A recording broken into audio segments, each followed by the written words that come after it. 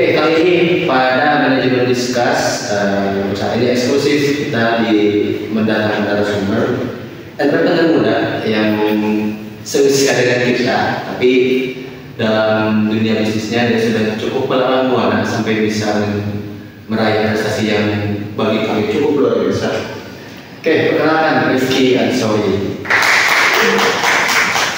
Oke, Rifki Ansori, silakan perkenalkan diri Anda ya, biografi awal yang ya basic nama, usia, apapun latar belakang.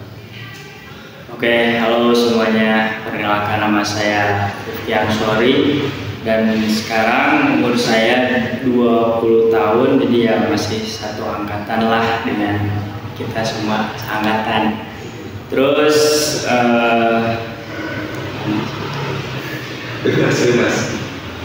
ya saya sekarang masih kuliah juga di Unsil semester 4 gitu ya, mau semester 5, dan ya saya juga kehidupan sehari-harinya mungkin sebagai saya punya usaha juga, usaha online, terus juga sebagai kreator. Oke, apa yang mau pikirin sebelum datang ke sini? Sebelum kita sudah pernah bertemu di soal tema. Apa yang sempat dipikirin sebelum datang ke sini? Sebelum datang ke sini ya mikirnya ya mau ngobrol-ngobrol aja gitu kan, sharing-sharing tentang bisnis online gitu kan. Karena emang di YouTube juga saya kan sebagai content creator juga di YouTube, dan di sana saya juga membahas tentang bisnis online gitu. Saya pengen menginfluence orang-orang gitu supaya nggak berpikiran kalau misalnya yang punya usaha biar sukses tuh cuman keluarga kaya gitu kan. Buktinya orang-orang yang memang nggak punya privilege dari awal itu ya kalau misalnya usahanya lebih keras ya mereka juga bisa. Jadi tujuannya sih pengen menginfluence banyak orang aja sih. Oke, bisa dikatakan ini sudah cukup lama ya saya tahu yang berbisnis ini. Bisa disebutkan dari kapan awal mula Rifki memulai bisnis dan bisnis apa aja yang udah Rifki jalan? Oke. Jadi awalnya ya dari waktu itu sebenarnya dari SMP juga sebenarnya kalau dari awal itu pengen banget jadi YouTuber waktu itu. Cuman ya gak kesampaian karena kan susah banget gitu buat video gak ada, buat apa-apa gak ada gitu. Yang akhirnya ya udah dilupakan aja gitu pas SMP. Nah pas mulai masuk SMA itu kan mulai tuh ada banyak banget perubahan dari segi circle ya kalau misalnya kita sebut. Jadi waktu SMA tuh kan saya di SMA yang lumayan ternama lah di Tasik gitu. Jadi orang-orangnya juga di sana ya banyak yang berkecukupan gitu ya, banyak yang main sana sini mereka bisa gitu. Cuman waktu itu saya kan nggak bisa gitu kan ngikut sama mereka. Terus saya berpikir juga kalau misalnya maksain ya gimana, karena ekonomi keluarga juga emang nggak apa namanya, bukan anak yang berkecukupan gitu ya. SPP juga sering apa namanya? Enggak. Iya, enggak. Pokoknya misalnya bulan ini nggak bayar, bulan depan langsung 2 misalnya kayak gitu-gitu. Dan itu juga orang tua saya waktu itu masih suka ngutang-ngutang kayak gitu. Nah setelah itu saya kan jadi berpikir tuh, nih pengen nyari usaha gitu, pengen dapat penghasilan itu kayak gimana. Cuman waktu itu nggak tahu juga gitu. Nah pas SMA kelas 2 itu kelas 11 waktu itu langsung saya lihat-lihat di YouTube gitu, ternyata ada bisnis yang memang tanpa modal waktu itu, yaitu dropship. Jadi bisnis dropship itu kayak kita ngejualin produk tapi kita nggak ngestok gitu. Jadi benar-benar tanpa modal waktu itu. Ya udah waktu itu jualin aja foto-foto dari supplier ke Facebook. Saat ada yang beli, si orang ini beli, bayar, baru deh si uang itu diputerin ke supplier. Jadi dari supplier langsung ke customer. Jadi kan saya ngambil keuntungannya tuh dari situ, benar-benar tanpa modal waktu itu dari awal tuh. Terus kayak gitu sampai akhirnya ada modal sedikit. Yang awalnya dropship itu jadi reseller. Jadi kan lebih enak tuh, lebih apa namanya, ada stok gitu. Jadi setiap ada yang beli langsung bisa kirim. Kan kalau dropship tuh misalnya ada yang beli itu nanya dulu ke supplier ini masih ada atau enggak stoknya, terus setelah itu nunggu dulu bayar si pembeli. Jadi lama gitu kalau misalnya dropship. Jadi kalau udah ada modal sedikit-sedikit jadi reseller dulu. Setelah itu di Facebook COD-an gitu selama 11 bulan. Itu 11 bulan COD, jadi setiap pulang sekolah itu benar-benar muterin kota Tasik aja gitu. Jadi ada ya udah janjian di Facebook, janjian misalnya saya di India terus ada pembeli misalnya di Unsil, ya udah ketemuan misalnya di Trawati kayak gitu. Jadi COD-an tiap hari sampai 11 bulan. Setelah 11 bulan ada modal, setelah itu baru deh masuk ke marketplace di Shopee waktu itu. Mulai di situ produksi sendiri. Nah setelah itu ya udah berjalannya waktu diterusin. Setelah lumayan naik, baru deh cerita gitu di Facebook di YouTube. Dan ternyata respon di YouTube juga pada baik gitu. Banyak orang yang termotivasi karena emang berawal benar-benar dari tanpa modal, dari yang awalnya motivasinya karena ekonomi keluarga juga gitu ya waktu itu, yang akhirnya ya udah diterusin aja berdasarkan pengalaman bikin video tentang bisnis online ya, semuanya berdasarkan pengalaman yang udah aku laluin gitu. Setelah itu ya udah naik terus sampai akhirnya sekarang YouTube juga 100.000 subscriber gitu. Terus di Shopee juga udah Star Plus gitu. Udah di atas Star Seller gitu. Oke, berarti kalau misalkan kita agak mundur, itu bisnisnya berarti dimulai dari SMA. Bahwa pas SMA itu masih ibaratnya masih awal-awal, masih mikirin, baru berpikir mau ke arah sana. Untuk dropship sendiri itu Rifki langsung dari YouTube-nya atau nyari sendiri dropshipper di daerah sini atau gimana? Kalau waktu itu dropship itu sebenarnya idenya itu dari YouTube. Cuman kan waktu itu harus nyari supplier kalau dropship itu, karena dropship itu nantinya kedepannya itu gimana suppliernya bagus atau enggaknya. Nah waktu itu saya dapetinnya itu dari Shopee si suppliernya, karena waktu itu kan waktu pas SMA Shopee itu belum kayak sekarang gitu, belum yang benar-benar terkenal gitu. Jadi masih banyak orang yang emang bukan gak tapi belum terlalu percaya gitu untuk beli-beli di online. Sedangkan saya waktu itu melihat harga tuh murah gitu di Shopee, ya udah dropship aja di situ, jualinnya di sosmed kayak gitu. Itu dari awal mulai dropship apakah lancar atau memang jalan beberapa hari, beberapa minggu nggak ada orderan gimana? Itu pasti ya namanya bisnis gitu ya, bisa ada naik ada turun. Kalau ya, dan kalau di awal itu ya emang bukan naik turun sih, emang turun terus gitu. Kalau emang di awal tuh pasti pahit banget lah gitu, karena misalnya kita nih posting gitu tiap hari, tapi ya nggak ada yang beli, nggak ada yang lihat juga nggak ada mungkin ya. Itu pasti ngerasain lah.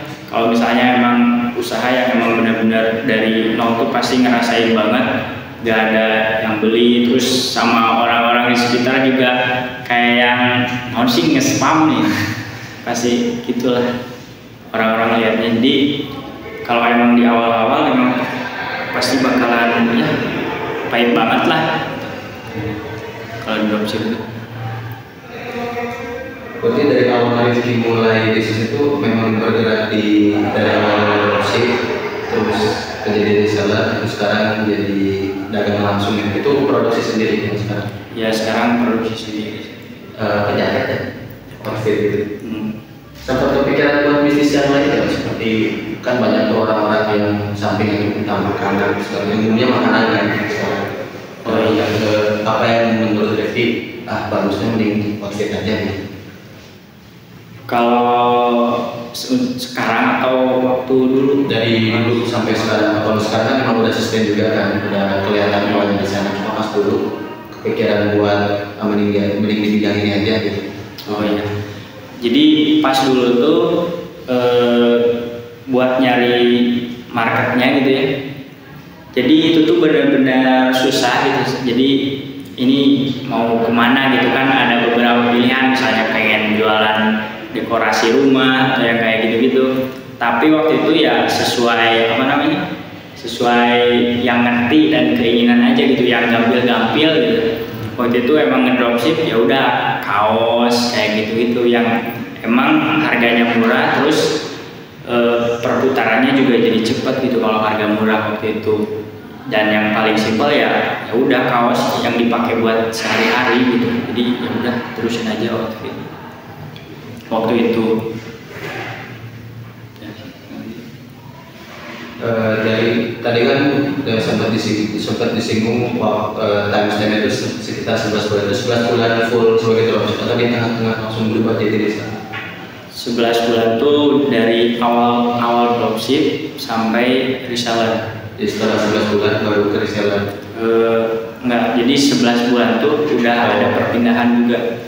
Karena emang buat reseller tuh kan emang stoknya ya 1 atau 2 juga udah cukup. Karena dropship terus nanti kan bakal ketahuan nih dari banyaknya produk yang kita share, itu kita bakal tahu gitu mana produk yang emang suka dibeli orang, mana yang terlaris gitu.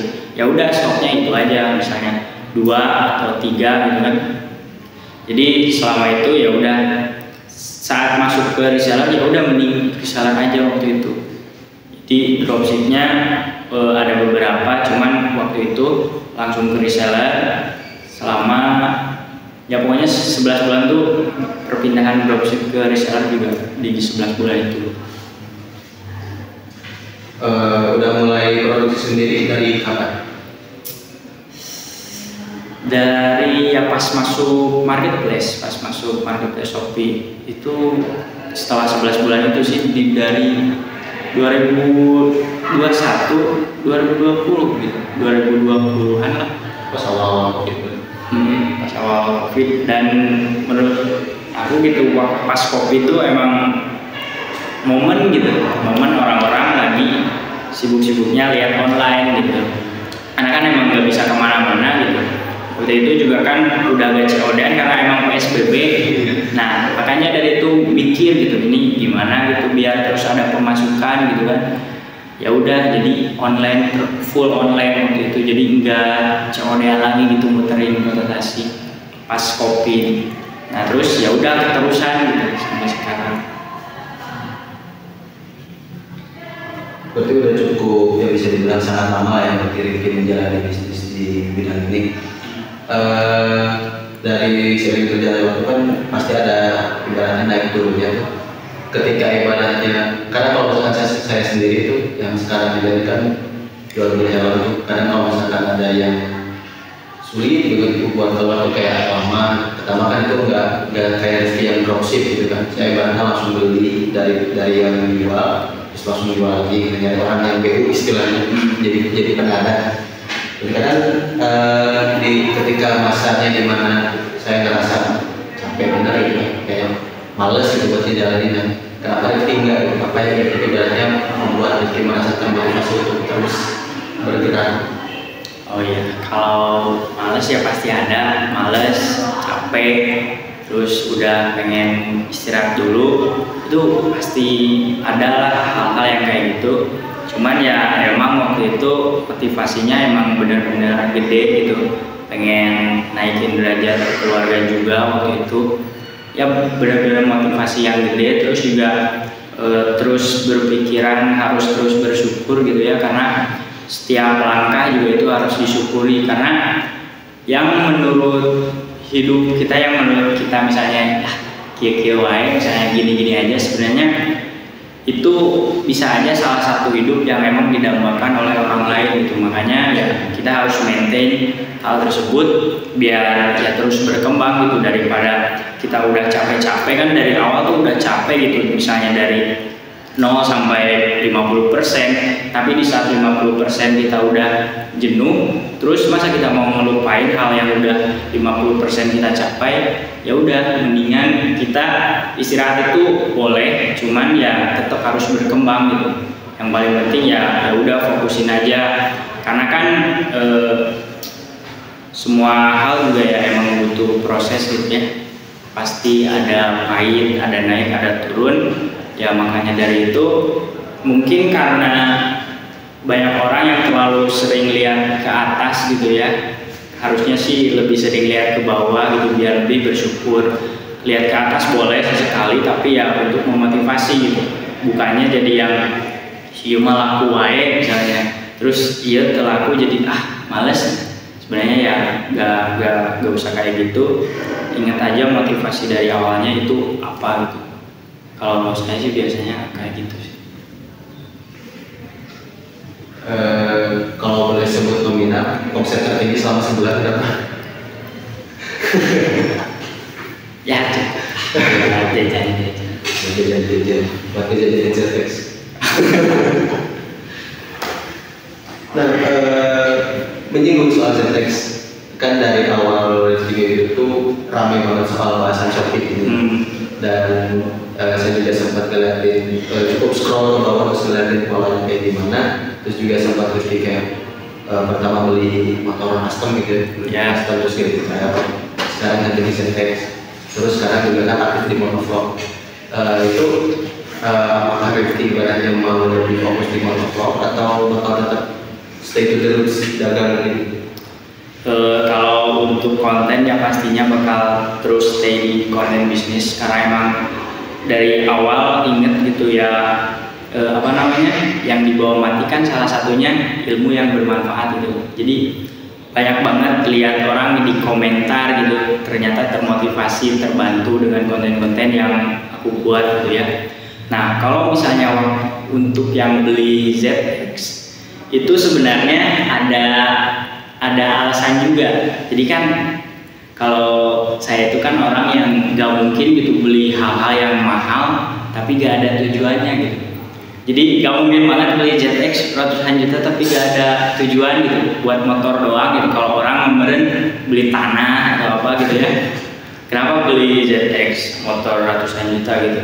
Karena yang pertama buat dapetin trust dari masyarakat.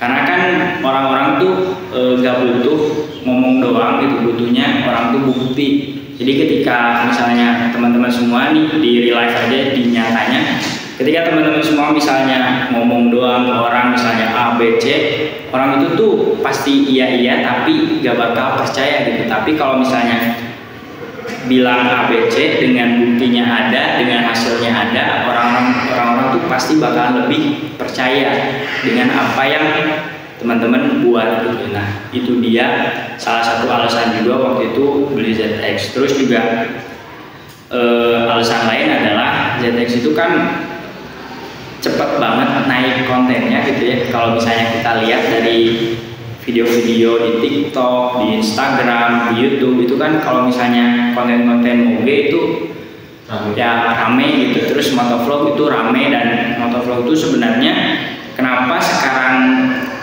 dimasukin motovlog, karena orang-orang yang di motor itu ketika mereka udah gede, si orang-orang yang nonton itu benar-benar ke maintain gitu, kayak yang jadi satu komunitas lah.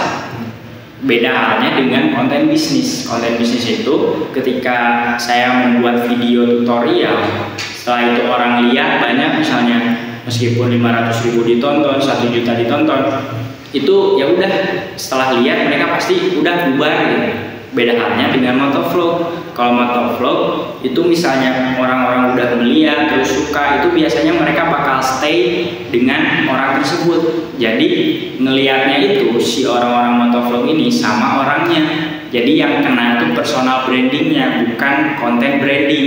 Nah kalau bisnis itu yang kenanya tuh kontennya. Orang-orang ngelihat saya tuh Rifki Ansori tuh bukan sebagai si orangnya, tapi ngelihat dari konten-konten yang dia buat. Kalau misalnya itu konten bisnis, tapi kalau konten motor yang dilihatnya itu si personalnya gitu. Jadi di sini saya itu bertujuan buat dapetin semua orang-orang yang melihat sayanya dulu. Setelah itu baru deh saya bikin ABC juga, mereka bakal ngikut. Contohnya Arif Muhammad misalnya. Arif Muhammad bisnisnya ABCD, tapi yang terkenalnya itu kan Arif Muhammadnya. Jadi kalau misalnya personal brandingnya udah gede, mau bikin usaha ABC juga, itu pasti banyak disukai orang-orang gitu. Jadi sebenarnya itu tujuan saya gitu. Dan juga dibikin video juga itu kan dapat dari AdSense juga gitu kan, siapa tahu nanti bakal ada endorse juga dan lain-lain gitu. Jadi emang udah ya banyak lah hal-hal yang emang udah dipikirkan gitu. Jadi mana AdSense sama pendapatan bisnis? Bisnis. Bisnis. Kalau secara perbandingan dari AdSense ataupun dari bisnis berapa persen? Berapa perbandingan? Sebenarnya sih naik turun, tapi kalau misalnya secara keseluruhan itu lumayan gede lah, 6/1. 6/1. Iya. Mas Satu kayak. Pokoknya YouTube tuh bisnis tuh bisa 5 kali atau 6 kali dari hasil AdSense. Oke, kalau misalkan ditarik dari awal, Rifki kan sempat kepikiran jadi ibaratnya menginfluence orang-orang supaya berkembang sama-sama bisa jalanin bisnis. Sedangkan dalam proses itu Rifki sendiri ibaratnya masih struggle, masih mencoba buat ngerangkak ke atas. Dan bahkan sampai sekarang di YouTube juga Rifki kan banyak tutorial, banyak sharing-sharing ilmu. Dan ilmu kan mahal ya, didapatnya juga kan gak mudah, struggle-nya itu susah, pahit-pahitnya kayak gimana. Kenapa Rifki lebih memutuskan untuk bagi-bagi itu secara gratis? Apa yang ibaratnya membuat Rifki kuat nih buat ayo kita bisa naik bareng-bareng? Oh ya, karena emang benar-benar saya ngerasain juga gitu ya, sakitnya kayak gimana pas di awal gitu ya, benar-benar aduh banyak banget hinaan ABCD gitu. Jadi benar-benar pengen yang ya udah nih buat orang-orang misalnya yang nggak punya privilege, ya udah ayo naik bareng aja gitu, daripada saya ngomong niat membantu tapi harus bayar ABCD, orang yang emang nggak punya privilege nanti mau bayarnya gimana gitu. Yang pastinya yang ngikut ya pasti bakal orang-orang yang udah punya duit aja gitu. Jadi itu bakal ngomongnya A tapi ternyata B, ngomongnya untuk orang-orang yang mungkin dari awal kurang mampu, tapi konten yang saya buat kalau misalnya dikasih harga itu kan nanti nggak sesuai dengan tujuan saya gitu, nanti malah yang udah orang-orang yang udah punya duit aja gitu yang ikut, yang bayar gitu. Jadi karena emang ya pokoknya karena ngerasain lah sakitnya kayak gimana pas dari awal tuh, di itu yang benar-benar membekas, itu pengen banget ngajak dan pengen banget ngancurin stigma orang yang katanya ya orang kaya doang gitu yang bisa sukses di usia muda gitu. Terus ada quote-quote 20 sampai 25 tahun gak bakal bisa sukses atau itu sebenarnya agak gimana ya, mungkin emang ada beberapa orang yang kayak gitu, tapi sebenarnya kayak itu buat pembelaan diri aja gak sih gitu. Orang-orang yang emang umur 20 sampai 25 misalnya yang belum dengerin kata itu, mereka lagi bener-bener ngembangin potensi diri mereka, pengen mencapai hal-hal yang mereka mau. Ketika dengar umur 20 sampai 25 gak mungkin ada yang sukses kecuali anak orang kaya, mereka tuh pasti lebih jadi ya udahlah, jadi ngikut, jadi santai-santai ngikut quote yang kayak gitu misalnya. Jadi ya pengen ngebangkitin orang-orang lah yang dari bawah gitu, kita naik bareng-bareng aja. Nah, di musola juga itu kan ya awal mula kenapa tema ini diambil dari cukup banyak banget dari beberapa minggu ke belakang, beberapa pekan ke belakang itu tren di entah itu di Instagram, di Facebook, atau di YouTube, Short, TikTok pun ya yang bilang bahwa umur 20 sampai 25 itu nggak ada yang sukses kecuali orang yang kaya. Terus disebutin ada penjabaran kayak Jack Ma masih jadi guru bahasa Inggris, Pak Jokowi masih jadi dosen, terus beberapa kayak Bill Gates masuk tempat yang baru jadi dari kampusnya. Itu tuh kayak yang memang saya lihat itu sebagai buat pembelajaran mereka aja yang memang di bawahnya tetap di bawah. Dan dengan adanya Rifki di sini, dari sharing yang sebelumnya sudah kita obrolin juga beberapa step, salah satu alternatif itu semoga aja bisa membuat orang-orang yang mungkin nonton atau dengerin ini bisa terinspirasi sesuai jalan yang Rifki bimbing. Berarti melihat Rifki yang masih umur 20 tahun ini, bisa dibilang statement itu bisa dipatahkan kan? Karena kalau sekali lihat dari kenyataannya juga, memang dari umur range segitu tuh masanya orang-orang mengeksplorasi, masanya orang-orang untuk mencari jati diri. Banyak orang yang malah makan uang dan malah cari uang. Menurut Rifki sendiri, statement itu tuh benar atau dari kenyataan yang udah Rifki lihat? Kalau kenyataan yang saya lihat itu nggak benar banget sih, karena kalau misalnya ini ngomongin generasi yang dulu, zaman Jack Ma, zaman waktu itu Pak Jokowi, ya emang susah gitu di umur segitu. Emang benar-benar yang harus bisnis tuh emang harus yang punya modal kalau waktu itu. Kalau sekarang dengan adanya digital gitu ya, benar-benar naik kemajuan teknologi, ya dengan hal itu juga itu bisa dijadiin uang gitu. Contohnya nih, sekarang tuh lagi rame TikTok affiliate. Dengan TikTok affiliate itu sebenarnya bisa tanpa modal gitu.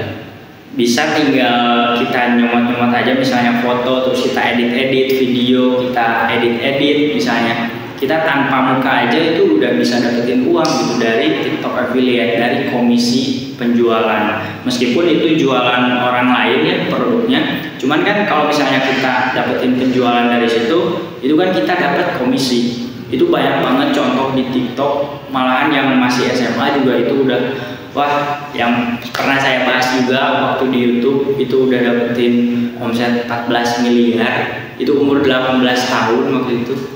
Bisa dilihat aja di TikToknya atau di YouTube saya juga bisa dilihat, ada. Jadi untuk di zaman sekarang itu tuh kayak pembenaran aja gitu, mungkin ya nggak tahu ya, jadi pasti ada pro kontra gitu ya, karena ya gimana ya, susah juga gitu ngomongnya, karena emang menurut saya itu tuh ya udah pembelaan diri aja gitu, buat penenang gitu. Kalau misalnya orang lain banyak loh yang kayak gini gitu. Padahal sebenarnya di umur 20 sampai 25 harusnya kita tuh yang benar-benar pengen ngembangin potensi diri. Waktu itu saya juga sebenarnya orang yang sering berpikiran misalnya 1 tahun ke depan harus dapat misalnya segini ratus juta misalnya, atau bisnis harus naik segini. Nah, urusan nanti kecapai atau enggak itu kan gimana yang di atas ya. Yang penting kita lakuin aja, usahain aja sebisa kita, pokoknya ya sekeras yang kita bisa. Tapi ketika misalnya nanti di tengah jalan terus ada kata-kata yang kayak gitu, itu kan jadi yang ya udah nanti kalau misalnya udah umur rada dewasa gitu. Karena kan emang kata orang-orang juga 20 sampai 25 itu gak mungkin ada yang sukses. Yang salahnya itu kata gak mungkin. Harusnya kan emang 20 sampai 25 beberapa orang emang gak ada gitu yang belum banyak yang mapan gitu. Pasti ada beberapa orang yang emang lagi ingin mencapai karir gitu kan. Cuman sekarang di SMA aja itu udah bisa mulai berkarir gitu, entah itu yang paling enak sih di digital gitu, dengan memanfaatkan kemajuan teknologi. Jadi quote itu bisa dipatahkan lah kalau untuk di zaman sekarang. Menurut saya, terserah menurut teman-teman. Dilihat dari teman-teman juga kan banyak bisnismen yang bergerak di bidang yang sama.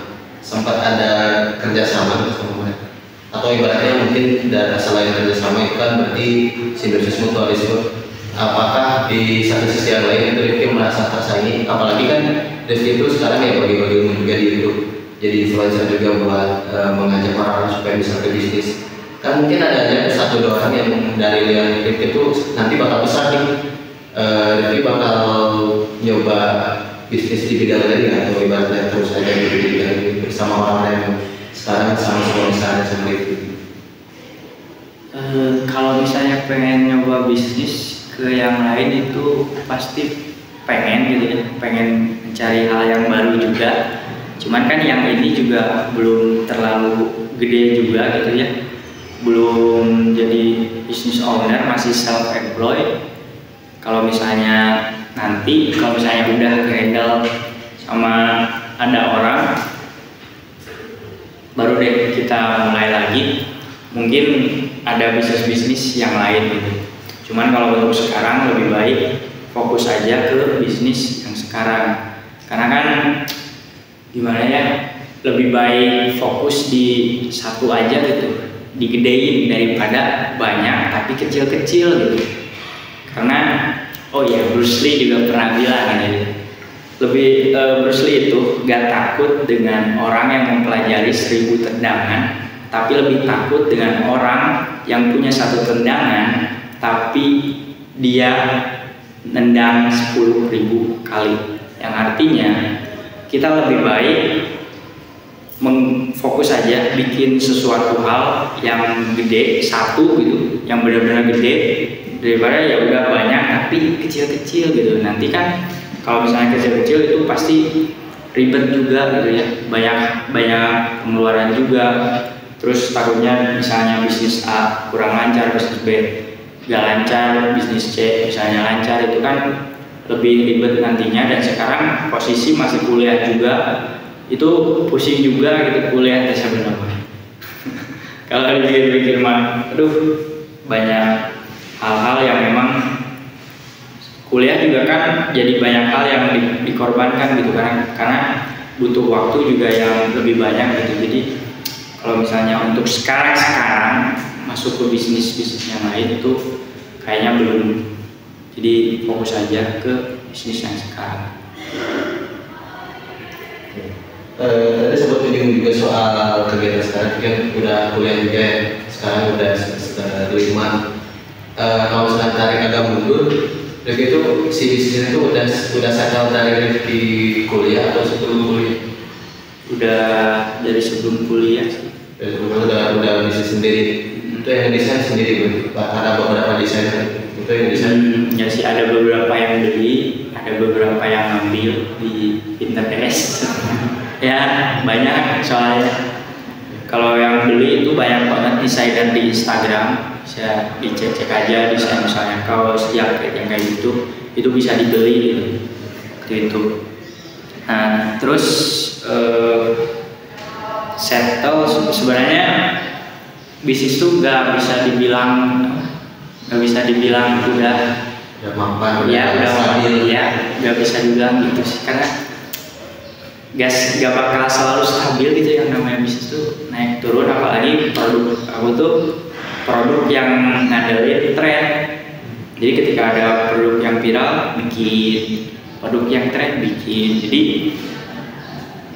kalau waktu itu sih sebelum kuliah ya udah lumayan gede lah.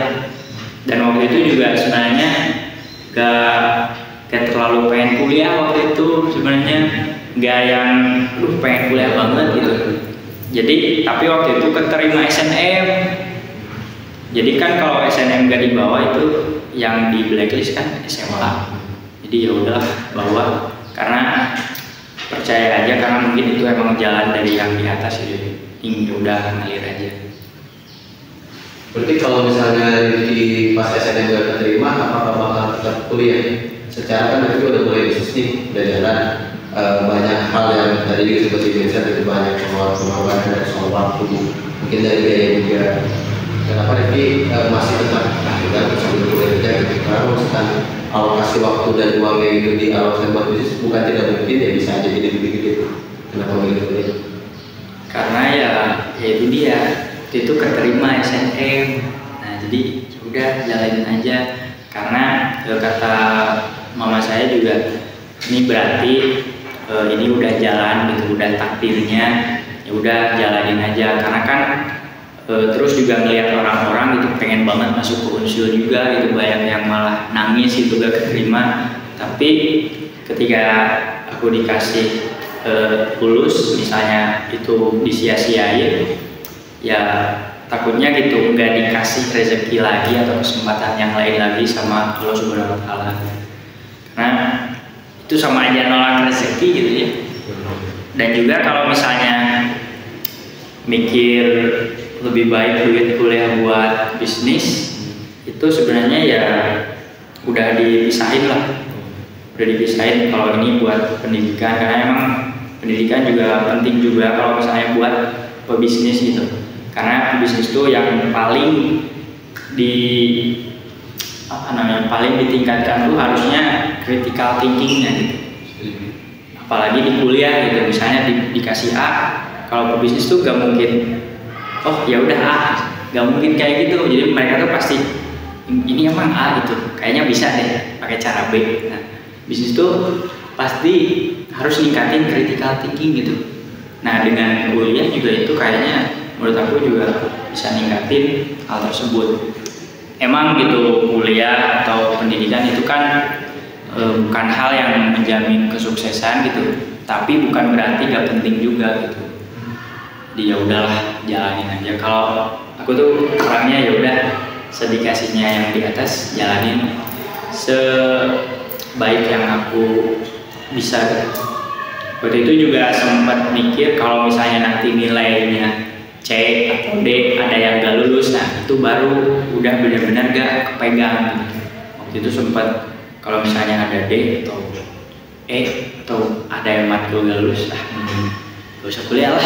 Waktu itu kayak gitu mikir. Cuman kan alhamdulillahnya nggak ada yang kayak gitu, itu berarti emang udah ditakdirin lah. Aku emang orangnya percaya aja sama yang di atas itu. Karena kalau misalnya gini, misalnya aku tuh pengen A tapi dikasih sama Allah tuh B, berarti kan Allah tuh udah tahu gitu yang terbaik buat aku tuh berarti yang B ini, bukan A. Kalau misalnya nanti aku capai A, itu kan belum tentu yang terbaik juga buat aku gitu. Jadi selalu percaya skenario yang di atas tuh yang terbaik, di jalan aja. Kalau kayak quotes salah satu marketplace, jalani aja dulu. mulai aja dulu. Nah, dari mungkin sudah cukup banyak beberapa pertanyaan lagi paling. Selama kuliah ngasih dampak positif ke bisnis atau malah lebih banyak negatif? Entah dari orang-orang, dari ilmuwan. Kalau langsung ke bisnisnya gitu, itu kayaknya belum berdampak gitu. Karena ya kalau bisnis ya itu dari skill ngulik sebenarnya kalau bisnis. Karena kadang yang dikasih di meskipun di manajemen ya, di ekonomi bisnis yang dikasih misalnya ABC sama dosen itu terus pas dipraktekin sebenarnya hal-hal itu tuh hal yang dipraktekinnya sebenarnya di perusahaan gitu, bukan di UMKM. Padahal kan yang sebenarnya aku butuh yang hal-hal yang memang simpel-simpel buat di UMKM gitu. Ternyata kalau misalnya di kuliahan itu lebih ke di perusahaan gitu, lebih kita cara nanti misalnya kita kerja nanti perusahaan itu gimana. Jadi untuk sekarang kalau dari segi pendidikannya itu mungkin belum berdampak ya. Tapi kalau misalnya dari segi pertemanannya kayak gitu itu udah pasti berdampak lah. Banyak hal yang jadi kebuka lah pikiran aku gitu.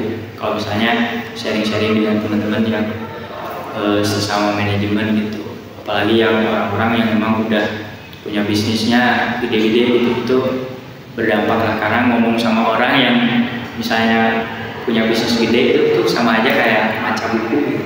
Jadi lebih baik diem, dengerin itu, tanya-tanya. Itu sama aja kayak baca buku. Terus orang-orang itu kan ngasih pengalaman. Untuk segi pertemanan di kuliah ya berdampak lah. Mau lanjut S2 tapi Ya. melihat pendidikan menurut kita cukup penting tuh lanjut S2. Banyak tuh bisnismen yang setelah S1 bisnis, lanjut S2, bisnis lagi, lanjut S3, sampai pada bisnis pun berkembang seiring pendidikannya berkembang. Mungkin mau? Kayaknya kalau mau, tapi kayaknya gak bakal mampu deh otak saya. Iya. Berarti cukup ya saja lanjut bisnis gitu. S1 juga cukup. Ya cukup lah S1 juga. S2 itu kayak terlalu pusing lah. Kayaknya enggak dulu.